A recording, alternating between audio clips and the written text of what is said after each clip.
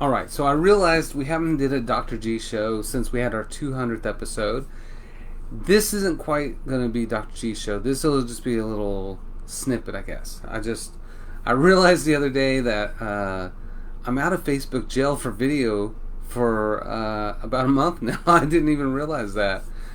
So, I wanted to take an approach that we have or that we use with our patients and kind of like redefine that for what we're doing here. So, over the last, 5-6 years that we've been doing the Dr. G show, the last 17 years that I've been practicing, we have these amazing patient transformations, right? I mean, we have people that have Crohn's and then don't have them for years now. People with eczema, psoriasis, migraines, chronic muscle pains, like all these things that are crippling. And they've been to every specialist, they've been to tried every medication. Most of them been to the Mayo Clinic before they ever come see someone like me. And we get them better. We do these kind of miraculous things, but it's really not. It's just, we talk about disease as disease, but it's not. It's a normal expectation from an abnormal lifestyle. I cannot drink water, end up with delirium and end up in a coma and die. But the solution is drink more water, right? You gotta drink water. So I can be in a desert and experience this, and we can call it dehydration disease, but the cure is the same. So you're genetically designed to heal, you're physiologically designed to heal, but we live in a country that makes it really, really hard to heal. So we want to kind of step back and talk about the journey that we want to go through. Originally was going to do one on a potted plant theory that I had, but Anna said you're swerving into your wrong lane here. Let me see if I can make it to where I can see comments too. So I decided to backtrack a little bit and kind of go over something that I've wanted to kind of talk about for a while now. So I think I've talked to you guys since I've been back from Europe. Like, that was a whole amazing different world over there. And since then, I broke my glasses, my cap fell off my tooth, and I'm just like, you know what? This journey sucks sometimes, right? So, like, all these good things happen to you, but then also you end up like look like a homeless person and wearing my glasses from the, 10 years ago or something, which is weird. I can actually see better. So given that, we're going to talk about this. And what I want to talk about is the 12 stages to a healthy, happy, balanced person or patient, right? So when I first started this stuff, when I first started practicing, I was very mechanical with patients, right? It was just do these things, right? Then I got divorced, and I went through that whole gruesome process and had to recreate my whole new life, right? And I decided I'm going to create a life worth living. And luckily, I had a mentor, Scott Spradlin, who started a mindful group and meditation, and Holly Hajaj, who co-hosted the show with me for so many years. She told me I should go join this group. And there, like, it blew my world up, right? And then we started the Wise Women ICT group, and then we started having speakers in these conferences, and I started seeing these same patterns, right? And I was watching this documentary on Netflix called something like Heroes and Myths and Legends or something like that. Well, they talked about Joseph Campbell's book, The 1,000 Faces of a Hero. And throughout the process of this documentary and the topics that they were talking about as far as the hero's journey, I was like blown away. I was like, this was my journey. Holy crap. But more importantly, I started seeing it in my patients. Like, these are their journeys, right? And then I noticed at the Wise Women events. And I was like, oh my gosh. Like, this just fog of like disappeared, and you have this clarity of like, wait, are we just all going through the same process? Is the journey the same for everything, whether it's health or happiness or finding balance in life? And it turns out, yeah, pretty much is. So, there's 12 stages to this. And what I like about this is this really revolutionized how I dealt with patients. So, we talk about food as medicine. We talk about all the chemical toxicities that causes the problems. But then we also talk about hormonal exhaustion and hormonal resiliency and neuroplasticity with patients. So they can literally be in the same environment with the same people, but actually be content, to be happy, to be at peace. And that was my whole journey for the last 5 or 6 years, and still my journey. But I want to get patients to better understand, and other people to kind of understand what that journey looks like. So, if you want to go on vacation, or if you want a different life, you kind of say, I'm unhappy with what status quo, right? But if you don't know what a life worth living looks like, and you don't know the map and the path, then it's pretty daunting. And most people fail over and over and over and over again, right? And then basically you just give up eventually. So, if you know the path though, and you know the destination, then it's not so overwhelming. It's not so scary in life, right? So if you're going on this journey, you're like, I want to go to the, Yellowstone National Park, or that stupid Yellowstone Ranch show that's on, I don't know, Peacock or whatever. But if you know you got to cross a river, then once you cross that river, you're like, oh crap, okay, I'm on the right path here. And then you're starting to have self-doubts, and then you're like, oh, there's the big hills they were talking about. Okay. Yeah. And there's that big rest stop, and then there's that, landmark, and then there's the mountains. And then eventually you're there, right? If you just wander or aimlessly drive, you're going to get lost, you're going to get defeated. But if you know the expectations of the drive, of the path, of the journey, then it's a lot more reassuring as you go through this. So we take patients that have no hope really, and we instill that hope, and then we go on this journey together, right? So I want to talk about this journey and the expectations, right? So you have, here's status quo, here's a life worth living, right? Here's healthy, happy, and balanced. I want this. How the hell do I get here from status quo, which I don't like? My first psychology class, I still remember this, I think because how fast they said it, but they were like, if you don't make a change, you got to make a change, because if you don't make a change, you're going to be exactly where you are, where you already said you didn't want to be. So, got to make a change, because if you don't make a change, you're going to be exactly where you are, where you said you weren't, where you didn't want to be, right?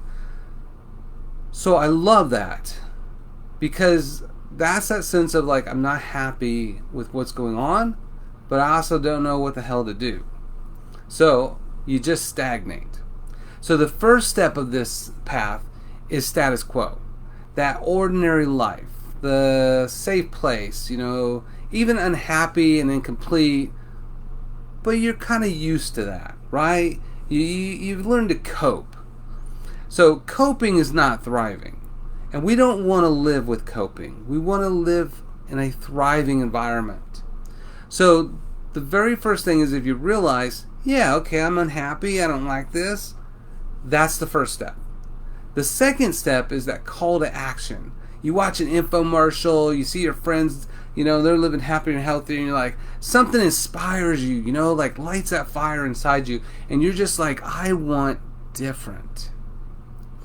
But some people, it takes a health threat to them or their child or the family before they're just like, okay, maybe we should do something different, right? Maybe we should make some modifications to our life. Maybe a threat to your way of life, right? You can't afford health insurance anymore, so you better take better care of yourself so you don't have to go to the doctor, right? Or something disrupts your status quo. So here you have someone that's just kind of like, I don't like things going on the way they are. I need to change. I'm excited about this possibility of change. But guess what the number one outcome of that is? The third step. Refusal of the call. well, it's just hard, or it's going to be a lot of effort. They're eager to change, but the fear and inadequacy is the thing that prevails, that prevents them, right? Like we all, I think since COVID, I haven't seen any like New Year's resolutions in the last 3 years. People are just like, I don't know. I just want status quo, and I don't want things to get worse. But New Year's resolutions tend to fail because A, people aren't going to do anything about it. Most people aren't going to make any kind of changes. And the minute that trauma happens, they revert back to the old status quo way, right? Even people in toxic, abusive relationships often stay in toxic, abusive relationships because that abuse or that discomfort is predictable. And that status quo is kind of comfortable. If you go venture out, it could be worse, could be better. But what if it fails? What if you can't do it? Then that becomes even more defeating. There, now the comments are coming up, and we have Anna talking about staying in your lane. Is there a problem in my back? Nah. So, that refusal is the expectation. So if you're just like, okay, I'm not happy, I gotta make a change, you get inspired, and you're just like, oh, I don't know if I can do it. If you know that's the expectation, then you can just sit back and go, you know what? This is the part where I refuse. Okay, I get it. Okay, all right. Get past myself, right? Get past that fear of inadequacy or the fear of fear, right? The fear of change. So another slogan I learned in psychology was change never occurs until the pain of your current situation is greater than the pain of change. Like I've heard that my whole life, and I love that. And it's true. People aren't going to really do things differently if status quo kind of like is okay. So a lot of times it takes someone to have like a scare with a heart attack or cancer scare, or someone gets sick all the time when the kid's in the house and mom's like, I'll do anything to make this kid better, even change my lifestyle, So just know that these are the paths. This is the predictability of this. So when you refuse the call, just be okay, like, all right, I'm going to refuse it, but I may not always refuse it. And then you meet a mentor. So for my patients, that's me, Dr. Mentor. Who's that one guy? Dr. Demented. Yeah, more like that. But a mentor, like like Yoda in Star Wars, right? Like somebody basically that you believe can help you, and they can guide you, hold your hand, and basically they can become the thing that you don't have, right? You can lean on their expertise and their advice and their wisdom and their confidence, right? So if you don't have the confidence to make these changes, hey, this person, they do. And they're going to help me through this. So their faith in you has to be greater than your faith in yourself. So that's the mentor. The mentor is always, this person believes I can more than I think I can. So, meet your mentor. Find your mentor. Even if it's a made-up mentor in the beginning. But with my patients, that's me. I did have one patient that I was talking this about, and they said, I don't know who my mentor is. And I was like, hell no, I'm your mentor. Like, what are you talking about? Like, I'm yours. So, I was just like, that's like telling your coach, like, man, I really wish I could find someone to really train me. Like, what the hell? So, I was like, oh, hell no. Somebody's getting cut today. So meet your mentor. Find your mentor. And just kind of rely on them to allow you to move through this difficult process. Then, even when people meet their mentor, most likely they will quit. So, if you quit, it's okay. All success is through multiple failures. So, eventually, things will get bad enough that you will be like, okay, I mean, I don't know.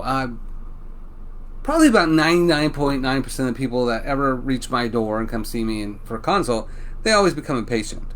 There's only once in a great while that they're just like, yeah, this is not for me. And in my back of my mind, I'm just like, go try everything else. And if that doesn't work, then come on back, right? Like, I don't care. Try everything else. But if my way will work for you, then come back and let's try my way, right? So, if the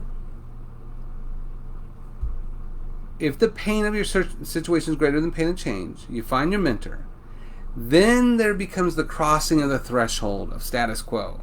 You're like literally taking a step out of your comfort zone, and all of a sudden it's scary, right? There's physical, spiritual, emotional challenges.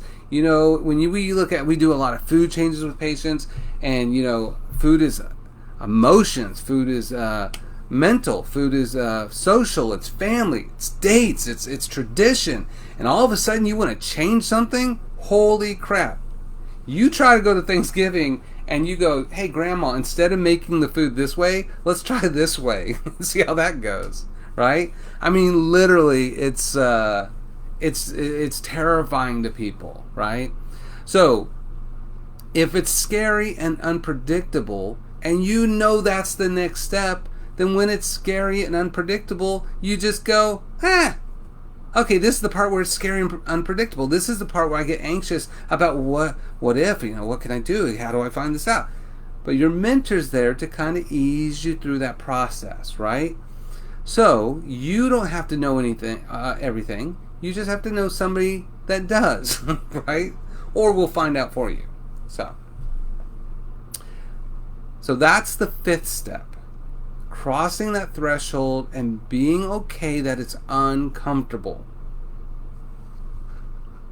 Aw, Chelsea. She says glad I'm doing live again. Yeah, me too. I totally love this stuff. I need a co-host to kind of spice things up here. So, all right. So then with step 6, this is where challenges become, right? This is where things start like becoming roadblocks, and you got to figure out if you're going to go around or go back, right? So when the challenges arise, this is the part where you're going to quickly find out who your friends are, who your enemies are, and who your frenemies are, right? So everybody wants to friend, or not everybody, let's say your group of friends is just like, man, we want everybody to be so awesome and great in this group. We're going to, girl, you got it, you're going to do it, right? Oh, the minute they start outgrowing that group, that is not the mentality. The mentality goes, oh, who the hell you think you are? All eating gluten-free like you so much better than us, right? Family is some of the worst at this stage, right? Oh my gosh, especially when we have patients and they have a mother-in-law and their mother-in-law's like, well, I've always fed my kids gluten and they turned out just fine. So it's like, all right, that's great. It's okay if things are different. So, holy crap, I cannot tell you how many patients I have that their family, oh man, they were just like threatened by the growth and development outside. I grew up pretty ghetto. You guys, some of you guys probably know this. Lots of guns and violence and all this kind of stuff. Nobody probably ever expect it from me unless they hear me talk over martinis. But lots of bangers in the neighborhood and horrible stuff. People getting shot, and you know, I don't know where the hell I'm going with that. Challenges, frenemies, enemies. I don't know. Alright, I'm going to have to circle back to that because apparently I forgot where I was going. I got a little scroll there. Oh, yeah, I know where I was going. Alright. See, just had a little time. So, like, I went to a medical magnet high school and they would bus you from anywhere in the city, right? This is Fort Worth, Texas. And so we could stay in the hood, and I could still end up going to the Hispanic hood for my the magnet program was inside of mostly Hispanic high school. Like homeroom was like 33 people. I was the only white kid there. I could not figure out why everybody spoke Spanish so well. And I asked one of the guys, and he's just like, "What are you talking about?" And I was like, "Man, how many years of Spanish did you take?" And he's like, "I'm Mexican." And I was like, "Really?" I was like, "Really?" And he goes, "Yeah." And he said, "We are all Mexican." I was like, "Who?" He said, "We all are." Like, I was the only white kid. I just was trying to figure out why I was the only dude that didn't have a mustache in 8th grade, you know? So, didn't want to do the monkey bars because I didn't have hair in my arms. All these guys at my school, man, I don't know what happened about that.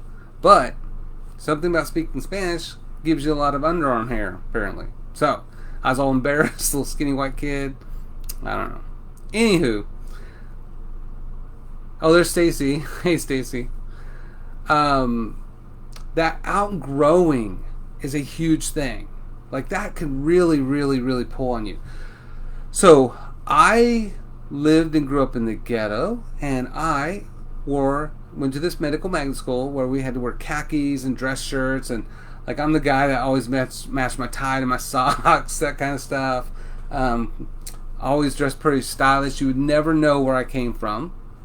And my best outfit I still wear, which is the sport jacket, t-shirt, jeans, chunky belt, chunky shoes, some dope ass socks, baller status.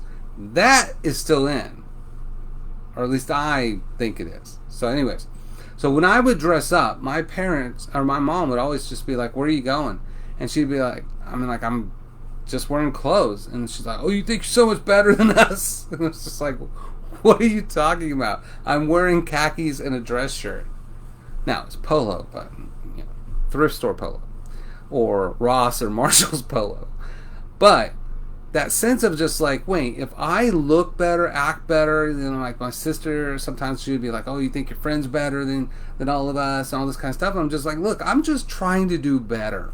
I just want better, right? I just went outside of the status quo. I don't like the violence in the neighborhood and the family and all this kind of stuff. I just want to be healthy and happy. I didn't quite know how to articulate it back then, but I didn't like status quo. I didn't.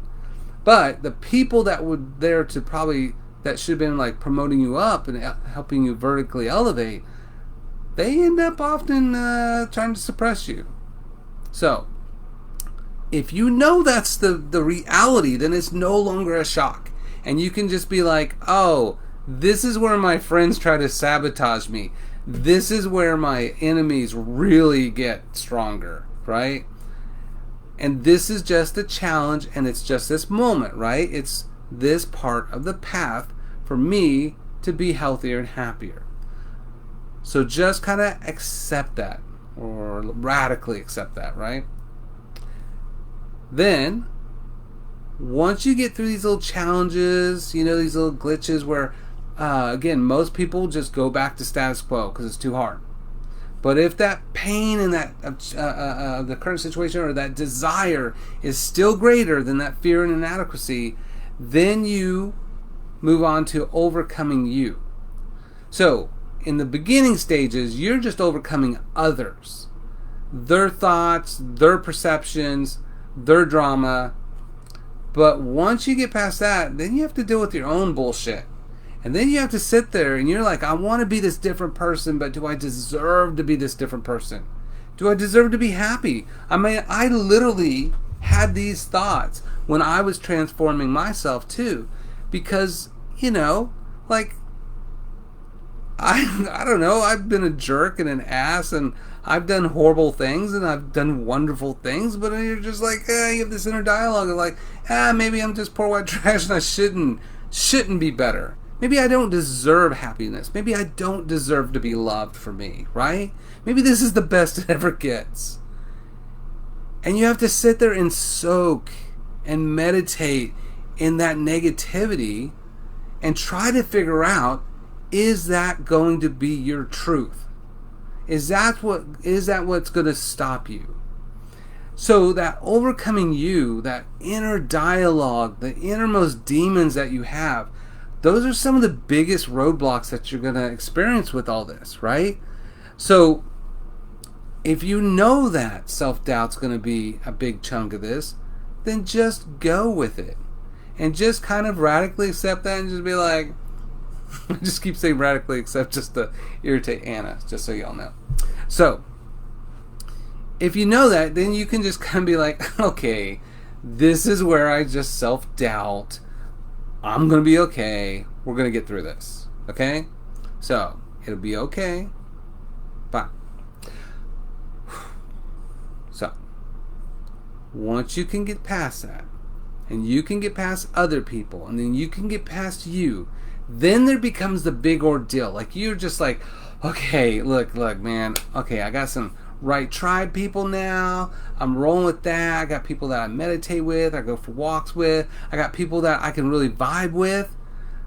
I figured out how to overcome my own bullshit, my own trauma reactions. Okay. And then some big ordeal happens. And this is the number one reason after you pass the refusal of why people end up falling back. This is why people fail on their New Year's resolutions. The minute there is a big epic event, boom, I'm just going back to the old ways, right? Next time, and I remember, I was like a happy-go-lucky guy. I got married, went through all that stuff, and then when I got divorced, I was just like, okay, all right, I'm not taking shit anymore. I'm not going to be a victim. I'm not going to be all this stuff. And then, the first relationship, you're just like, someone sasses you, and you're just like, that's it, I'm out. Like, nope, you can't treat me that way. Instead of just having like, okay, this is just a little trauma reaction. It's going to be okay. But often you overreact. Often you make big mistakes in the beginning. But that's okay as long as you know that's the path. So, the big ordeal. This is your epic feat. This is a big boss scenario, like in kung fu movies. You beat up all the Lankies, and then all of a sudden there's the big boss, right? And now you really have to prove to yourself that you can do this. You're going to get through this, right? Forget the other people. Forget your own inadequacies. You're going to do this, right? So, this could be for some people when you're making food changes and lifestyle changes, Thanksgiving. This could be when your friends come over. Could be when the in-laws come over, right? This could be those. It's just an epic challenge that you're just like, I'm going to put it all in, and we're going to get through this, right? So just stick with it. And when this happens, you're drawing all your new skills, all the life lessons of resiliency and neuroplasticity and dietary changes and, the figuring out what you want to be.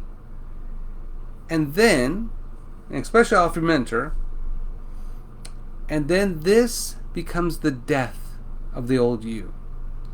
If you can overcome this big, giant, epic ordeal, the old you gets to die. And you get to come through this and go, holy crap. Like I'm reborn now, right? I did it. It's just like competition. You practice, then you have the big race, and then you're like smoking them, and you're like, okay, I did it. So this is your I did it moment. You can do it. You got through it. Then you have the great reward. And then with the great reward, this step in your process, this is where you start to reflect and then reinforce all these new things to figure out what does a healthy, happy, balanced person look like. What do they eat? What do they live like? This is those moments that like I used to always like, I don't know if you know this, but I have like a pizza addiction. Like it is crack cocaine to me. The dough is crack. If you don't know that, the wheat and dairy is morphine. Like, it's crack. So, that is one of my, hardest things. And I used to say, when I would get stressed most of my life, well, I deserve pizza. And, I've worked really hard. This has been really stressful. I deserve this little bit of crack, right? So then, with my crack, I gotta drink soda. So, so you gotta have some Dr. Pepper, right? Which is just sugar, which is crack. So I'm going to get the morphine crack with the crack because I had a hard day and I deserve some morphine and crack. But when I started talking to myself, that internal dialogue, I would start to say, you know what? You don't feel good. You get bloated, except when you're in Europe, bloated, you feel awful, you get headaches, and again, it doesn't take you in the direction you want to go. So I decided I was going to change the way that I say stuff to myself. And I started to say stuff like, no, you deserve to feel good. That does not make you feel good, right? Like going back to old girlfriends, just like, well, is she really that bad? You should hear me and my niece talk, because she's always just like set me straight. Because I'm just like, she really wasn't that bad, right? And she's like, I'm going to strangle you. So I changed the way I talked because I was enough. I knew I was enough at that point. So I would say, all right, you're stressed. You deserve to feel good. Let's go for a walk. And then that became my mentality after that. I still have the addiction part. Still there. Still very real. But most of my conversations are, you deserve to feel good. You deserve to feel healthy. You deserve to feel balanced. The whole world's falling apart, and I'm in my happy place doing my happy thing, and I'm okay with that. And I guess I think later, I think it was after I got back from Europe, I decided my definition of success, at least for me, is I'm happy and mildly disappointing a lot of people. The definition of my success is I'm happy and I'm mildly disappointing a lot of people. So I'm not going to get caught up. I'm not going to be able to do everything. I'm not going to be able to be everything everybody needs me to be. So I'm just going to be happy, and they can be disappointed a little bit. And that's okay. It's all right. They'll either get over it or they won't, but I might as well be happy through the process. So that great reward is you start reflecting and reinforcing the positive parts and reorienting your self-worth, how much you're enough, and then also the words that you use to kind of guide your processes after that. After that's the road back. The road back is where you feel kind of vindicated that you got through this stuff and you're creating a new lifestyle. And so once you have that great reward, now you put that to the lifestyle, right? The next stage is you are now transformed. You become the new you. And that's what I love. Like, I used to think I was happy, right? And I was coping happy. For years I was coping happy. I was always having fun. You would always say I'm a pretty happy guy. But honestly, like the tears of a clown, like the sky looks so beautiful through the tears. And it wasn't happiness. It was never really happiness. It was, I coped really well with trauma. I've seen people shot in the face. This is way better life than I ever had, right? I saw tons of violence. I was beat as a kid. Like anything better than that's way better. Like, what do I have to complain about? Like, this is pretty damn good. I didn't see anybody get shot. Nobody's putting guns in my face. I'm not getting chased with by a bunch of vatos with pipe wrenches and stuff. Like, I'm doing pretty good. So, hell, I'm a doctor now, right? I don't even have to be in those situations, although I take sketchy ass photo walks in horribly scary places. But it's like Seinfeld. Why do you leave your door open? I encourage intruders. I'm just like, bring it. Mess around and see. But anyways, that road back, or sorry, the new you, right? The reformed, like you became this different person. Like, that happiness of becoming the new you is way different than the happiness I ever had at just coping really well, right? And honestly, I used to be like, I feel like I was happy with like a coat of armor, right? oh, nobody can hurt me.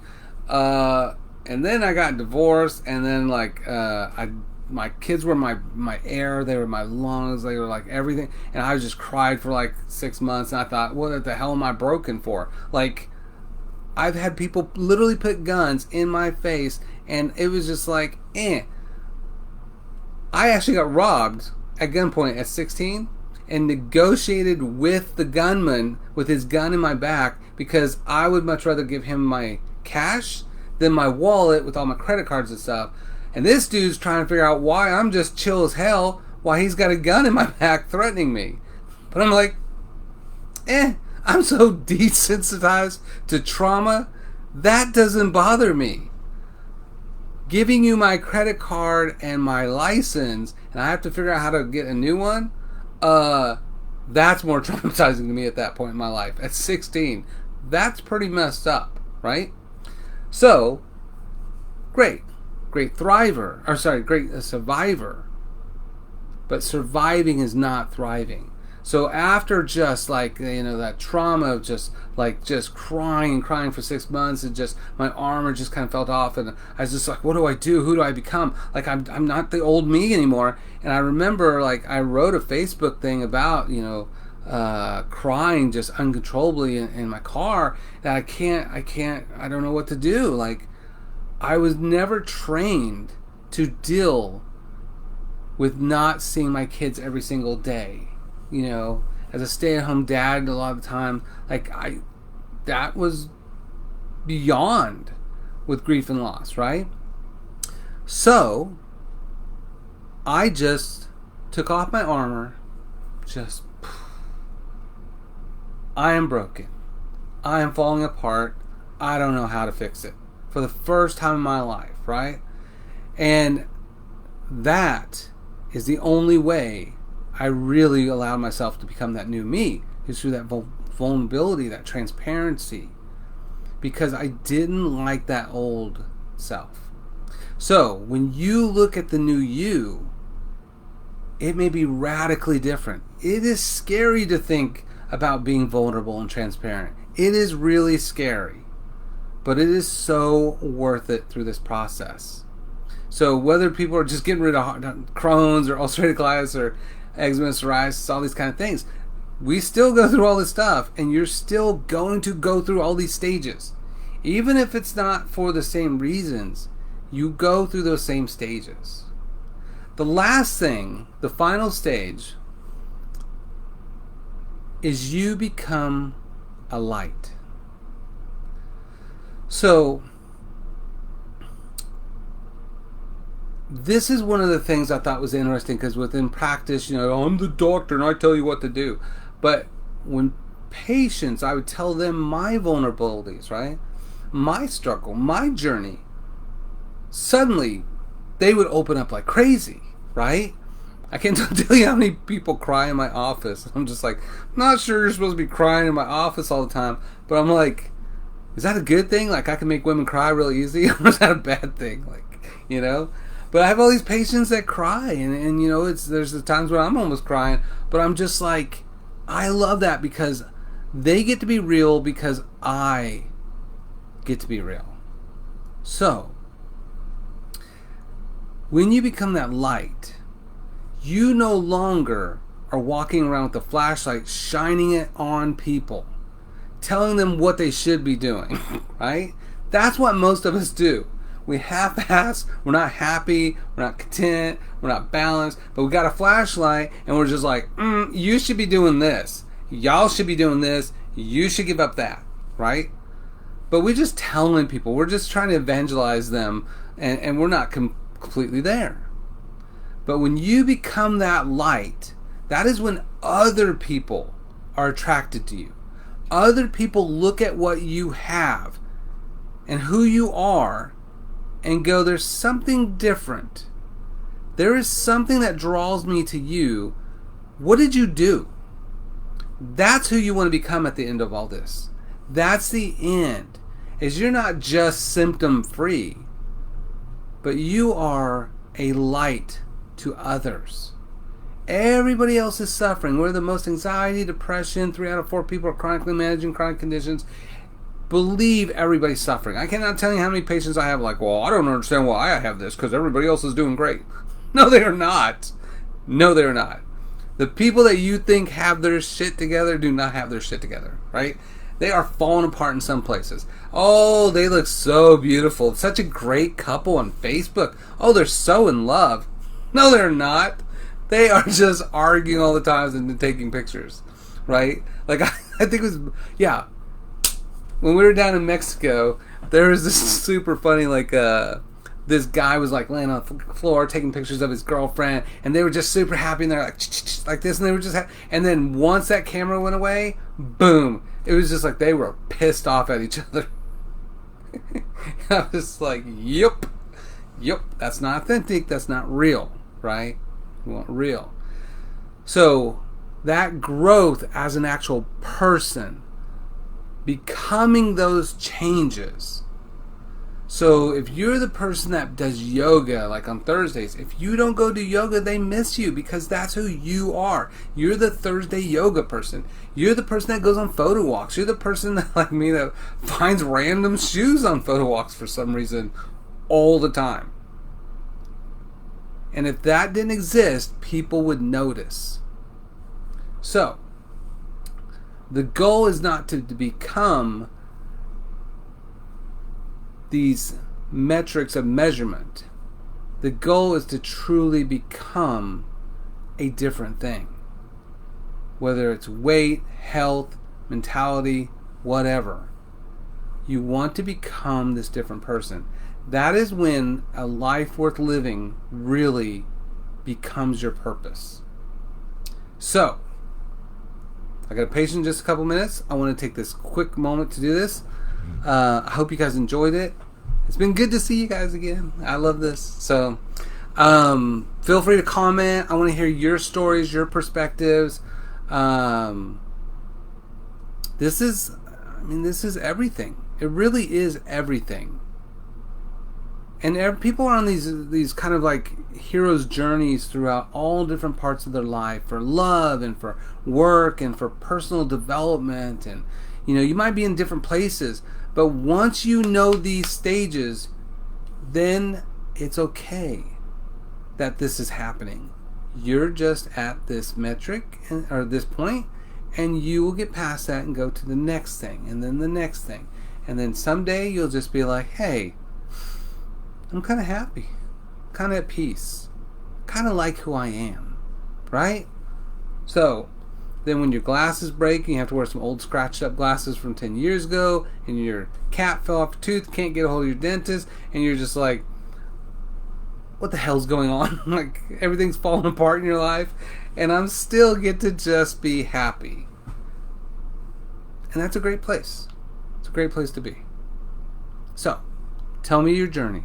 Tell me where you are within this. If you want to look this up very quickly, just look up the 12 steps to a hero's journey, or Joseph Campbell's 1,000 Faces of a Hero. But they actually use this as a base for how to write epic movies like Star Wars and Harry Potter and the guy throw the ring, Lord of the Rings, right? Like when Lord of the Rings, I mean that whole thing, like when Harry Potter was in Lord of the Rings, and then he was in the Dumbledore castle with the ring, and he threw it in the fire, and then the long-haired gray guy started attacking him, and then the I'm just kidding, I just make it all up. Alright, anyways, love you guys. I hope this helps. It really helped me in life.